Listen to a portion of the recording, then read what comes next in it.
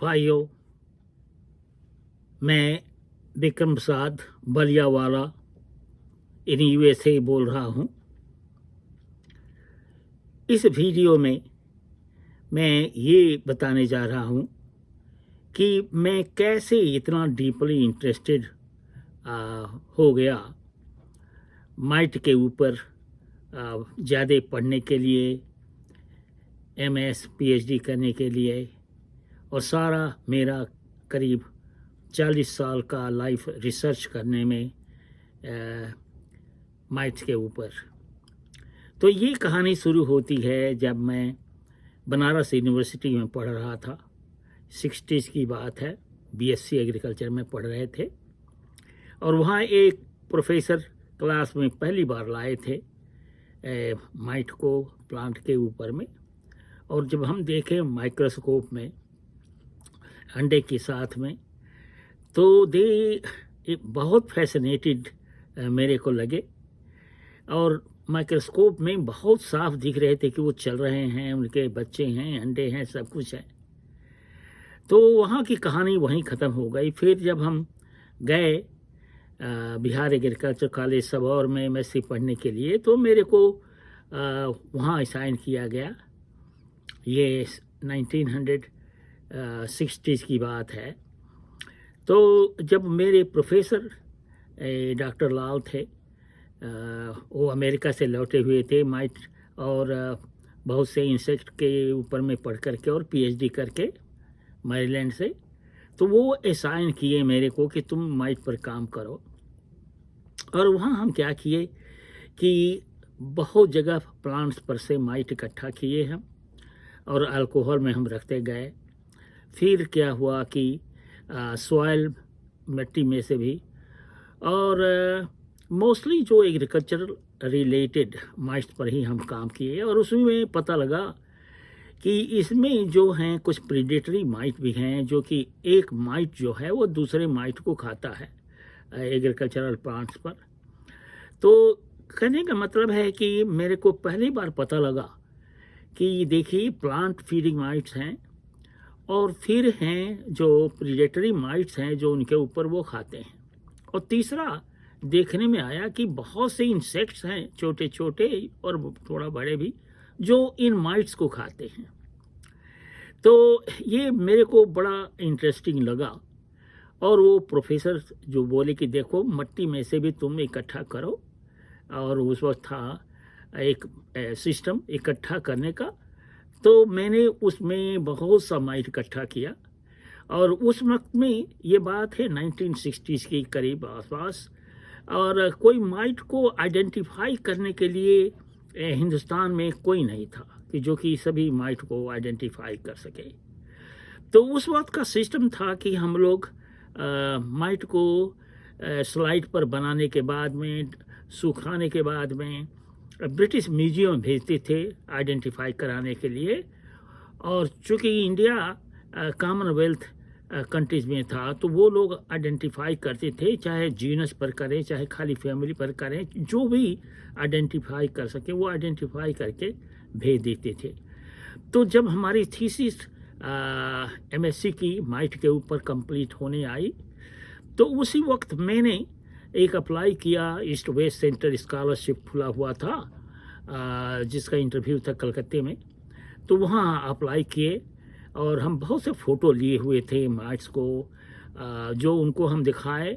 और लकली मेरा सिलेक्शन हो गया यूनिवर्सिटी ऑफ हवाई में जा कर के पढ़ने के लिए, जहाँ के हम आए 1962 में, और 64 तक एमएससी किए। उसकी भी कहानी बहुत डिफ़िकल्ट वाली है, क्योंकि हम एमएससी करके आए थे, फर्स्ट क्लास फर्स्ट थे, गोल्ड मेडलिस्ट थे।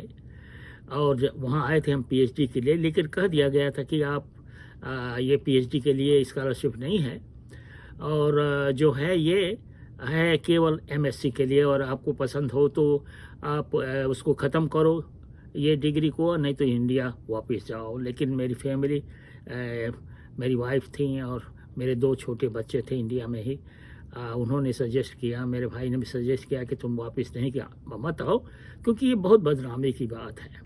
तो मैंने वो एमएस किया वहीं पर साइंस में ही, यूनिवर्सिटी ऑफ हवाई। और उसको मेरे को ये कहा गया कि देखिए, जब अगर आपको पीएचडी के लिए मिल जाएगा कहीं, तो आप रुक सकते हैं, नहीं तो आपको वापस जाना पड़ेगा इंडिया।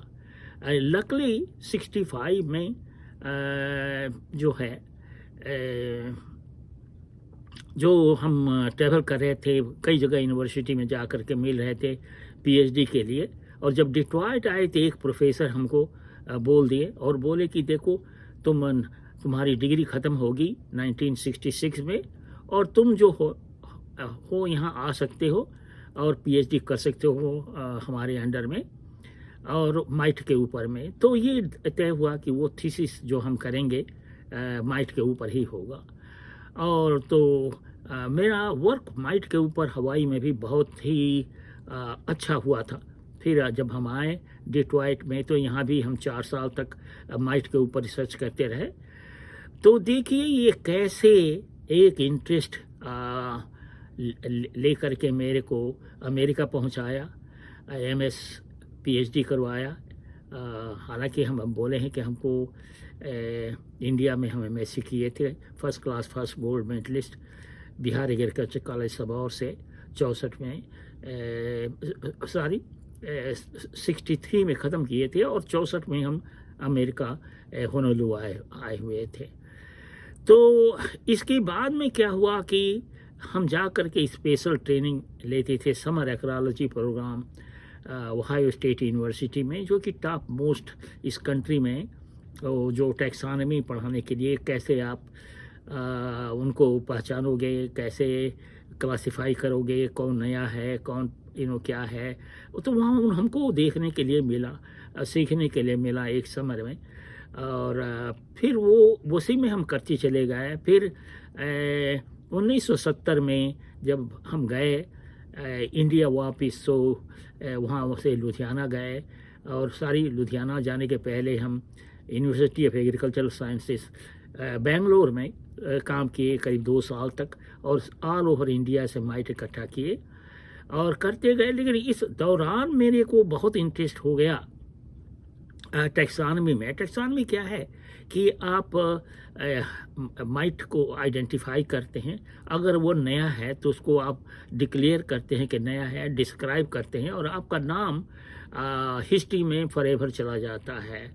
तो ऐसे करते करते मैं कई माइट्स को हम डिस्क्राइब किए हवाई में, और जब आए डिट्रॉइट में तो यहाँ भी हम कंटिन्यू किए। तो ये ऐसा हुआ कि जब हम इंडिया चले गए, क्योंकि मेरे बच्चे वहीं थे, हालांकि मेरी वाइफ आ गई थी 66 में दिसंबर के टाइम में आ गई थी। तो क्या हुआ कि जब हम इंडिया गए तो वहाँ 1974 में हम इंदिरा पब्लिशिंग इस्टेब्लिश किए लुधियाना में, और वहीं एक जर्नल को भी अनाउंस किया, इंटरनेशनल जर्नल ऑफ एक्रोलॉजी। अब देखिए, मेरे को उस वक्त में कोई फाइनेंशियल सपोर्ट नहीं था, लेकिन मेरे को इतना इंटरेस्ट था माइट के ऊपर काम करने के लिए कि हम वो जर्नल को स्टार्ट किए। सारी दुनिया भर में बोर्ड मेंबर्स बनाए, जर्नल के एडिटोरियल बोर्ड मेंबर, और जो है मैनेजिंग कमेटी। तो जर्नल भी हो गया। लेकिन ऐसा हुआ कि 1975 में मेरा जर्नल पहला इशू निकला इंडिया से, जो हम आपको कभी दिखाएंगे। और जो है फिर उसके बाद में दिसंबर में हम डिट्रॉइट वापस आ गए 1975 में, जो को लेकर के और जर्नल को लेकर के आ गए हैं। और यहाँ हम लोग कंटिन्यू किए चलाना। ये बहुत बड़ी मेहनत की बात थी, लेकिन मेरी लड़की नीलिमा वो टाइप करती थी, और पेपर हम सारा एडिट करते थे, और वो एडिटोरियल बोर्ड के मेंबर भी उसको एडिटिंग करते थे। तो उसी टाइम में क्या हुआ कि हमारी किताब निकली हुई थी अमेरिका में पब्लिश हुई थी। उसके बाद दूसरी किताब हम निकाले हिंदुस्तान में, और जब यहाँ आने के बाद में हम कंटिन्यू किए। तो मेरा लाइफ बहुत बिजी था इस जर्नल को चलाने में, और इसका नाम था इंटरनेशनल जर्नल ऑफ एक्रोलॉजी। जो बाय द वे ये जर्नल 32-33 ईयर्स तक हम चलाते रहे। इंदिरा पब्लिशिंग हाउस से अमेरिका से पब्लिश करते रहे, और बहुत ही पॉपुलर हो गया। और इसमें बहुत सारा काम जो था टाइप सेटिंग का, और कैसे कैसे ये सब एडवांसमेंट आया जो है ऑनलाइन करने का, आर्टिकल लेने का, ये इसकी बहुत बड़ी कहानी है। तो ये करते करते हम अपनी किताब लिखना कंटिन्यू किए। तो इसी बीच ऐसा हुआ कि जब तक ये चल रहा था मेरे को हो गया मेडिकल स्कूल जाने का, मेक्सिको में एडमिशन हो गया। फिर हम वहाँ गए, और उसके बाद में एमडी करके आए, और करने के बाद में इसकी कहानी बाय द वे हम दिए हैं वीडियो में किसी में, अगर नहीं दिए होंगे तो फिर हम देंगे। लेकिन ये है कि डॉक्टर होते हुए भी कोई तुरंत डॉक्टरी करना शुरू नहीं करता है। यहाँ जो है एग्जामिनेशन पास करना होता है, फिर लाइसेंस लेना होता है, तो उसकी स्ट्रगल अलग थी। ये जो है वीडियो, इसमें हम यही बता रहे हैं कि हम कैसे डीपली इंटरेस्टेड थे माइट पर, और सारा काम शुरू किए और बहुत सक्सीड किए। बाद में वो जर्नल जो है एक बहुत famous company Taylor and Francis company जो इंग्लैंड की हैं, बहुत ही हज़ारों हज़ार जर्नल निकालते हैं, और वो इस जर्नल को ले लिए और छापना शुरू किए। और उसके बाद में हम जो है हम रिटायर हो गए। इसी बीच हम एक एक्रोलॉजी डेवलपमेंट फाउंडेशन भी बनाए, जो कि सारा फाउंडेशन का मनी जो है हम ओहायो स्टेट यूनिवर्सिटी को डोनेट किए, और अभी भी है वो यहाँ।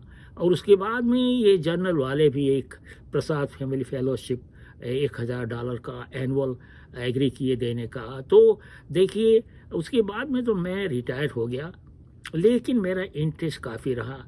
लेकिन धीरे धीरे करके हम जो है इस माइट के काम से करीब 2020 के आसपास में हम समझिए कि काफ़ी से हम जो हैं छोड़ चुके हैं, और इस वक्त में हम वीडियो बनाने में लगे हुए हैं, जो कि हम आपको प्रेजेंट कर रहे हैं। तो देखिए इस वीडियो में मैं इतना ही कहना चाहता था कि देखिए मेरे पास पैसा नहीं था, लेकिन मेरे पास बहुत मोटिवेशन था, शौक़ था, और जिसकी वजह से हम ये जर्नल बनाए।